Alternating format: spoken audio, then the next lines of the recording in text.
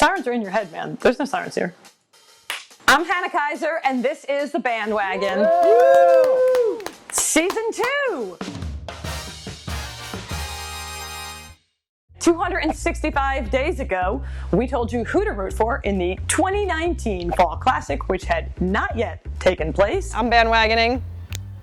What? It's the Nationals, and I can't wear a hat. We're in a stadium. I'm a baseball reporter. Some has happened since then. For instance, I favor the Nationals over the Astros in that World Series, and not for the extremely obvious, overwhelming reason that you're already thinking of, because it was a simpler time when if somebody told you about a banging scheme, you would have assumed they meant actual sex stuff, and your first question wouldn't be whether or not they were able to implement safe social distancing measures. I promise we did not expense a bunch of not cheap gear and set up a makeshift studio in my not spacious apartment for the sake of gloating about how both right and righteous it was to choose the Nationals back then.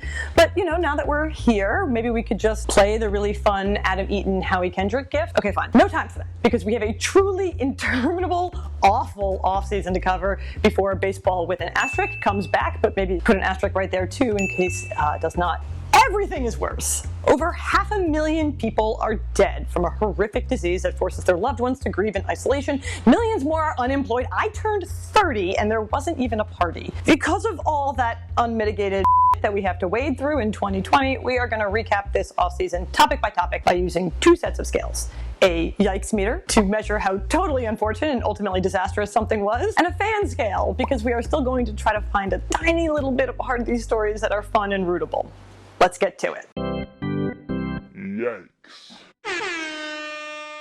Astros stealing signs! Yeah, okay, so the big one, the story that spawned multiple books that are going to seem slightly silly when they're published next year or so, in an attempt to tell us that the sports landscape was inexorably changed by a story that was immediately overshadowed by a literal plague. But this really was like the scandal that threatened to break baseball for a minute there. There is enough material in MLB's report alone to fill an entire episode of The Bandwagon, and that doesn't even address the fact that Rob Manfred credulously claimed that Jeff Luhnow didn't know a damn thing about his team's nefarious success, despite literally sitting in on a PowerPoint presentation about a program that became known internally as Codebreaker, or the team's quote-unquote dark arts, because that kind of psychotic self-confidence that causes an entire team to cheat for years on end is not super compatible with subtlety. I'm going to give this a full 5 out of 5 possible yikes. What is there to buy into with baseball if not the agreed-upon publicly available rulebook and a belief that the better team will always win? What the Astros did ruined that. Can you imagine if they had won last year? But also, banging scheme! Rob Manfred wrote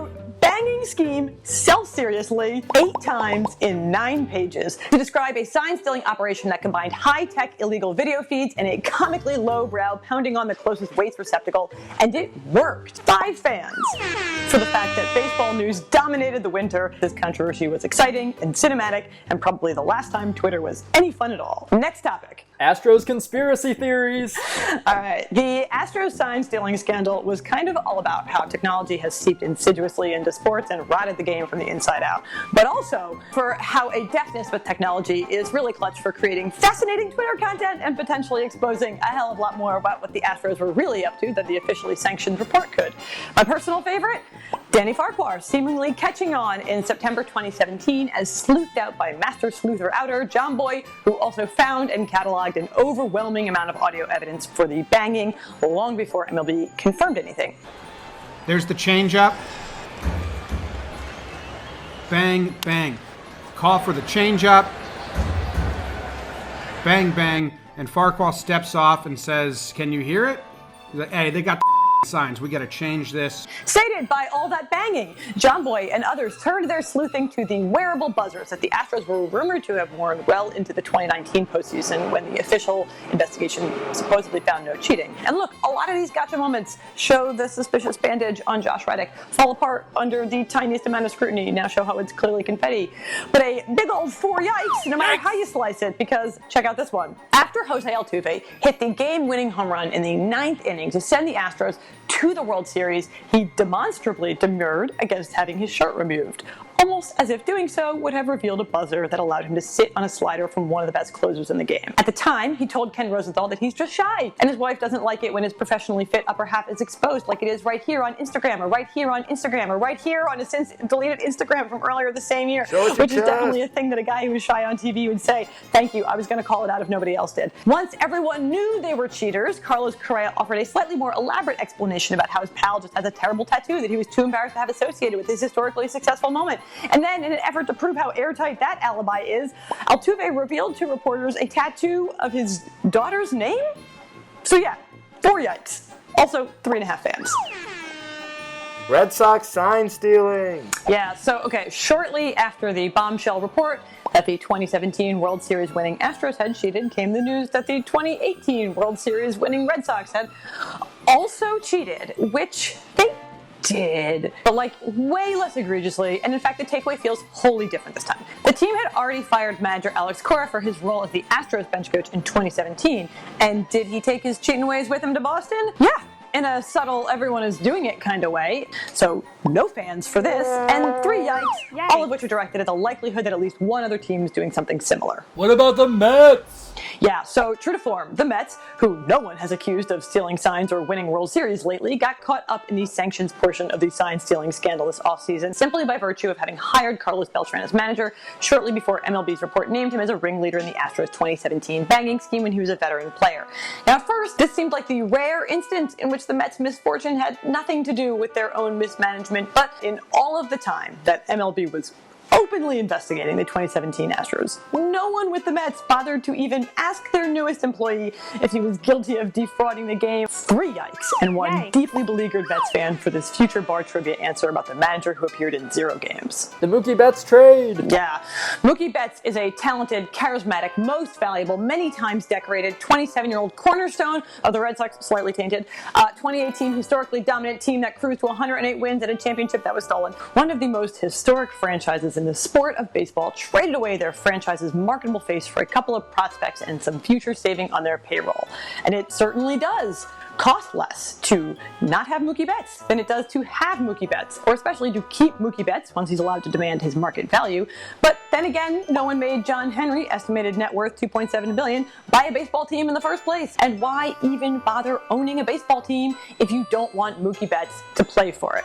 A hearty f*** you and 4 yikes directed at John Henry. No fans whatsoever for you, and frankly, as if it wasn't already clear that 2020 was cursed to the core, the fact that the Red Sox won't have to feel the effects of this trade on their ticket sales or witness the full season dominance of the Dodgers with the addition of Betts is proof. Players being mad at the Astros. Yeah, they were very mad at the Astros. So rumors of the Astros sign stealing have been swirling around baseball for years. Don't let Rob Manfred tell you otherwise. But once the proof was public, players around the league were able to be pissed about it in public too. And boy, were they. Altuve stole an MVP from Judge in 17. Everyone knows they stole the ring from us. A lot of the apology yesterday was a lot about 2017. It's like, I'm pretty sure it was going on in 2018, 2019 too. If they didn't get caught, they'd still be doing it. And you know, they're only doing this apology because they got caught. You guys, Mike Trout said that he lost some respect for them, and he does not agree with the punishment, which, scaled to his usual level of spice, is practically a profanity-laden diatribe that goes on so long it crosses from revelatory into grandstanding. But enough about Trevor Bauer. Hearing from guys on the Dodgers, Aaron Judge, and Yu Darvish, who is frankly being way classier than he needs to be considering his history against the Astros, really helped to underscore the stakes of cheating in baseball, namely that it really can ruin someone's career. I'm going to have to give this 2.5 yikes for sowing discord within the labor union, but 3.5 nostalgic fans for it being the last baseball news cycle we got to enjoy before the pandemic. Unresolved labor fights! Yeah. I think anyone who has paid attention to the sport the past few months has developed a coping mechanism that causes them to go catatonic as soon as they encounter the phrase pro rata. So rather than rehash the merits of the March agreement and whether or not anyone should leak to reporters, they should, we can cut to the end result, which is that they literally did not come to an agreement. The season we have now is going to be played both during a pandemic and also under the dark cloud of a looming labor grievance. I don't think both sides should have to set aside their differences just because there are more serious issues in the world, but I would like to say that it bodes sounds really, really not great for the forthcoming CBA negotiation that they never got on the same page. 5 yikes for the future of baseball, and one begrudging and far from universal fan because I actually kind of like covering the labor stuff. Mason Saunders. Ah, yes, exactly. By which you mean Madison Bumgarner. In February, we learned that erstwhile Giants ace Madison Bumgarner has been competing for years as a rodeo roper under the alias Mason Saunders. This inevitably inspired not just delight, but some measure of controversy. First, because it bolstered the rumor that he had gone to the Arizona Diamondbacks to be around his horses, which was in no way whatsoever dispelled by Madison Bumgarner saying the misconception that everyone had that I came here just to be around my horses is bull. And because, as you may remember, he missed 3 months in 2017 after a dirt bike accident. What if, goes the conspiracy theory, he was actually injured while roping? Well, frankly, then lying and saying he'd been riding a dirt bike would be a really, really dumb cover story. But obviously, the story is perfect, and I cannot wait to hear what Madison has been up to in quarantine. So 5 fans and a reluctant yikes, because he really shouldn't be risking his health like that while under contract. Do we want to do a humble proposal now? If it seems like the media is ambivalent about sports coming back, it's because we are, or at least I am. It's confusing and stressful and so unprecedented that the word has practically lost all meaning. I assure you that no one wins this year, no matter which way I advocate or what baseball does, because the coronavirus pandemic has already killed thousands and it will continue to do so whether or not baseball games go on.